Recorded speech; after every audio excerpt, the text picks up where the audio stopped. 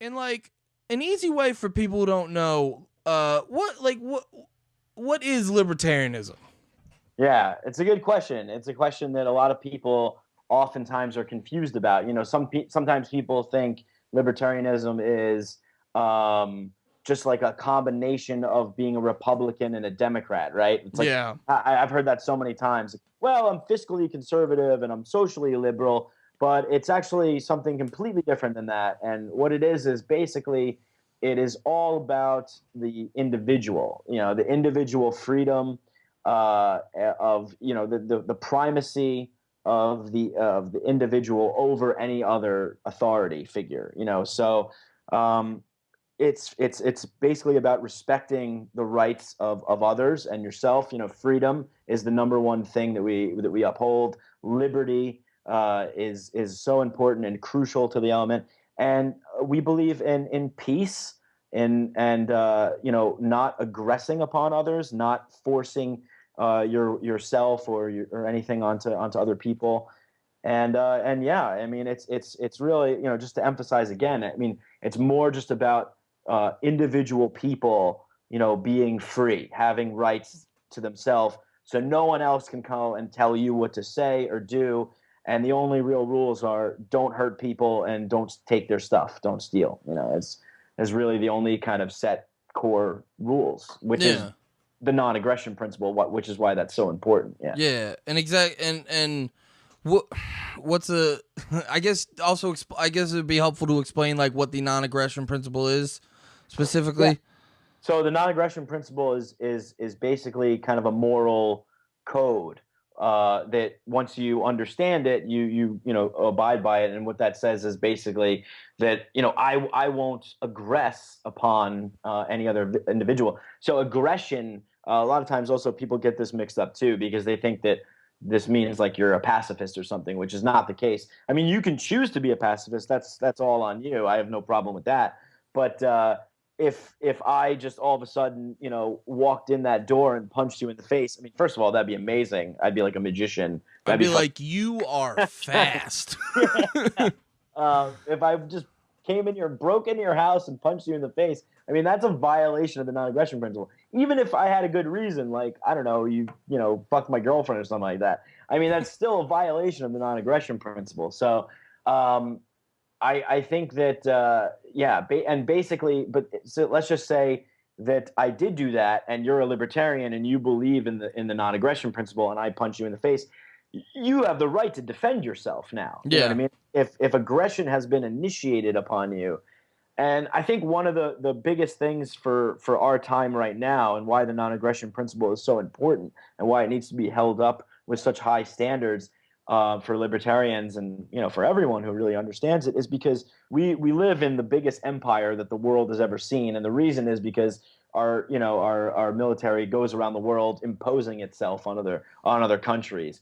I just read this awesome article. I completely forget who wrote it, but it was which always sucks to not have the name. But Yeah, what? Because the second you're like, "Oh, I read this great thing. What's it called? Who wrote it?" I don't know. It immediately, but actually, if you give me 1 second, I think I could figure it out. But basically, the gist of the article was saying how America, the biggest terrorist attack in the modern history was our invasion of Iraq. oh yeah, I think I heard you guys talking about that. That was a really interesting point, and I think that's a great thing about libertarianism too.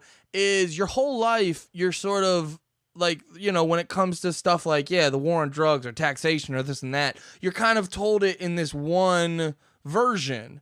And then Right. a libertarianism a lot of times goes, well, hey, look at it from, this side. And it kind of gives you a new perspective on things that makes you like, because that's what it did for me. It made me reanalyze a lot of things about Yep. like life and government and all that in general.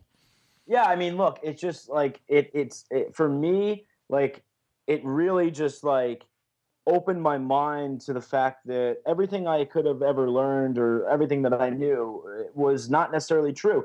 I think when you grow up, you're kind of tend to told that the world is kind of a certain way, and that why would anyone lie? These are adults. Of course, they're all wise and powerful Yeah. adults. They all must know something, you know. But if you're born in the world anywhere, you're going to be brainwashed. You're going to be indoctrinated, you know, into believing in whatever the culture or society that you grew up in, right? I mean, to us, you know, the terrorists overseas that we call terrorists, those are the terrorists. Those are the bad guys. To them, we're the terrorists, Yeah. right? Just, oh my God! I mean, that is just blasphemy to suggest that. Yeah.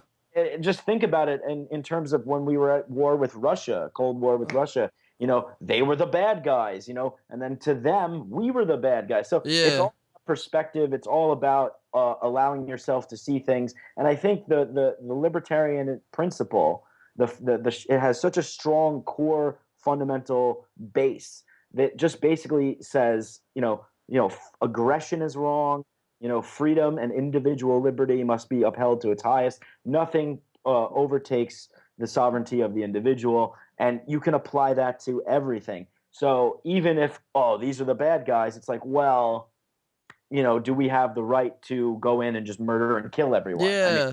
I don't Well, think that's necessarily true. well, You know? I think what you just said, I think a lot of it applies to when people talk about like blowback, Yep. because like, you know, you'll see groups like ISIS and they'll go attack some group, and it's like, yes, obviously that's bad, but you can at the same time sort of explain where it came from. And yeah, I think that like stuff like that, you know, when you draw it back to like, oh, you know, we gave them weapons and all this and that, and we keep bombing them, so they're really mad Yeah. all the time. Like A lot of people like to what do they call it? Like realpolitik or something. It's I don't know. kind of like pragmatic view of like, you know, this like theory that like basically like our actions won't have consequences or something. I don't know what these insane, sociopaths in Washington think, but it's like our actions definitely have consequences, and it has consequences on everybody. Even if you're not fully aware of what's happening, you know that, you know, some guy in Kansas City, Missouri right now is sitting around at his job. He knows deep down in his heart and in his mind that he's getting fucked over somehow by some government policy, by some CIA action, you know, by Yeah. something, you know what I mean? It all has consequences, and it's true, you know. And thank God for Ron Paul, who opened up my eyes to all this kind of stuff. Yeah. Well, I was also going to bring up when you were talking about like, oh, you know, maybe, you know, when we go to another country, maybe we're the bad guy.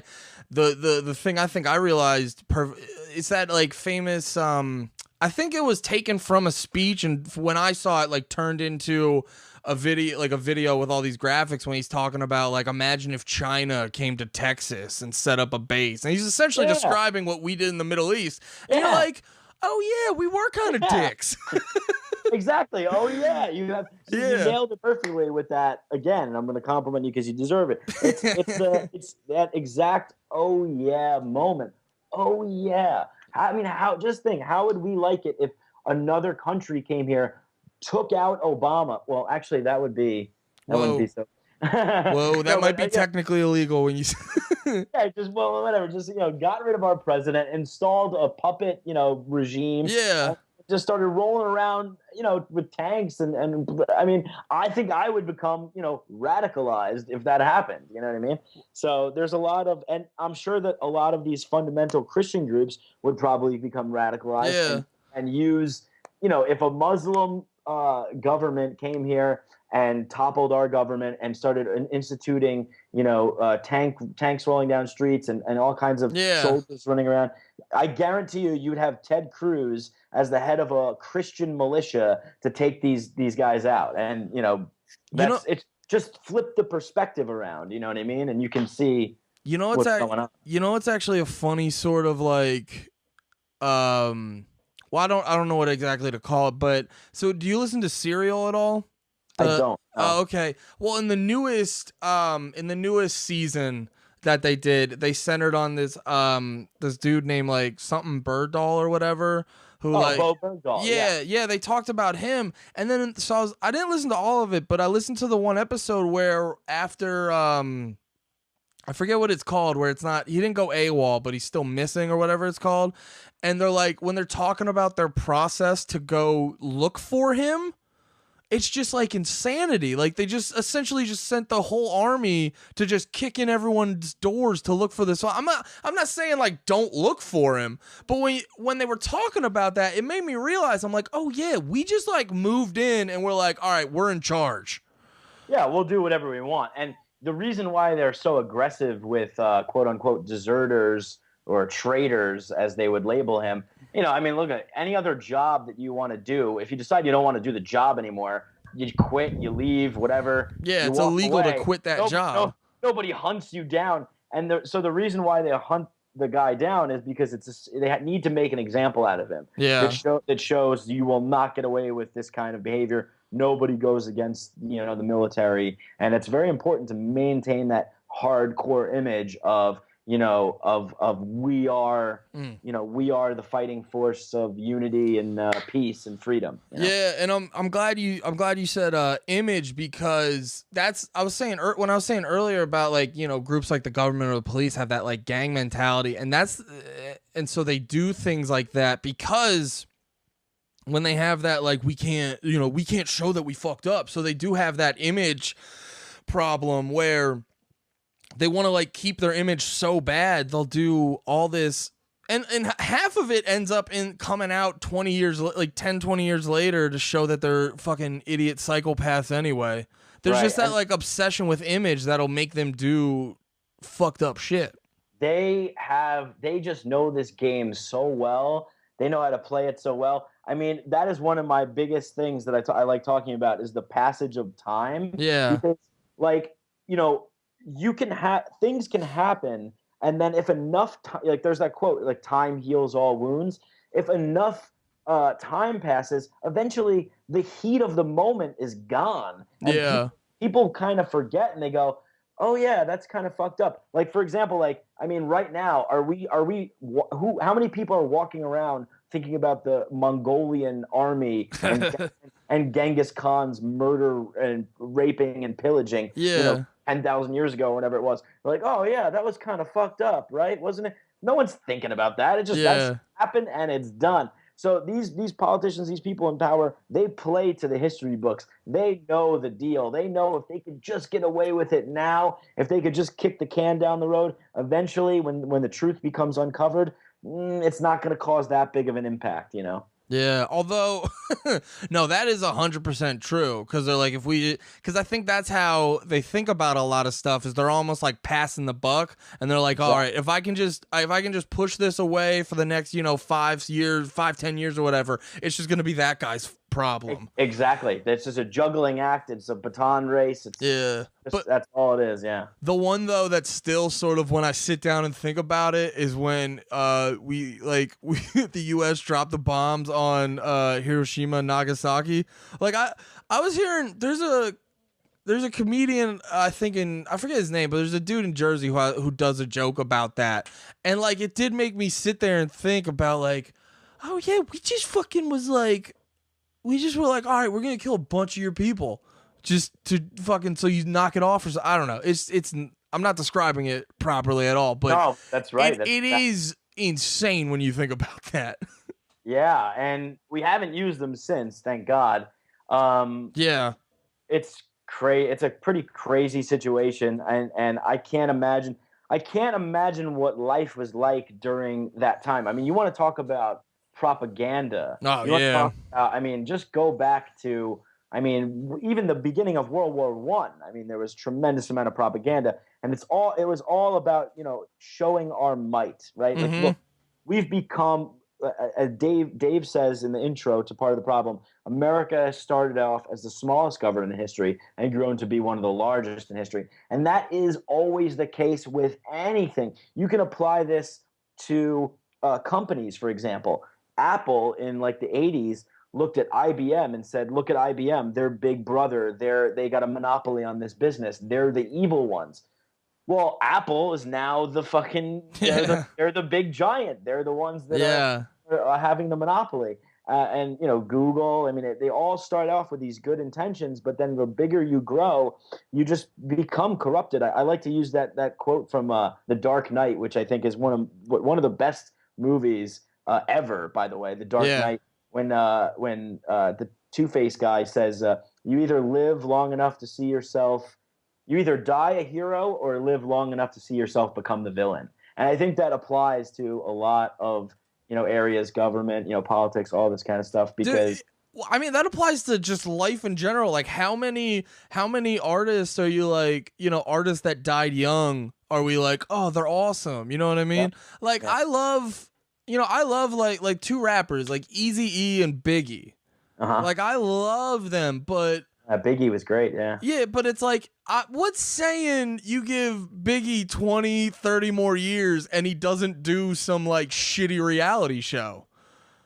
You know what I mean? Like it's like Yeah, he's getting roasted or something like Flavor Flav. you know, Right? just I'm literally like, give Biggie like 2 or 3 bad albums, and like he immediately just becomes like the guy who's like, well, he was good back then, but now we kind of make fun. It's like, just give him, you know what I mean? Everyone has the potential to do that, and there's Yeah. so many examples where even a dude like a dude like Ice-T, and I know I'm only using rappers, but like a dude like Ice-T, like he's still respected, but the joke is like, oh, he wrote Cop Killer and now he's on Law and Order. So it's like he doesn't still have that cool, but he still became sort of, Yeah, I mean, all these guys came up like, fuck the system. Yeah. And now they're part of the system. I mean, that's just the way it works, It's hard to fight that because it's like you want to better yourself, you want to better your family and all that stuff. So it gets like that. But yeah, I mean, like the propaganda is such a huge part. Oftentimes people talk and ask me questions about the government and this and that. And the government is